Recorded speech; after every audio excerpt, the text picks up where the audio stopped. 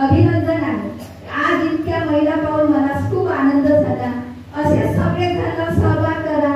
आमच्या ताई दरवर्षी येणारच आहे, पुढे जाणार नाही। अजून सर्व जण इथं या आणि सगळे एवढं बोलून माझे 2 शब्द संपवतो।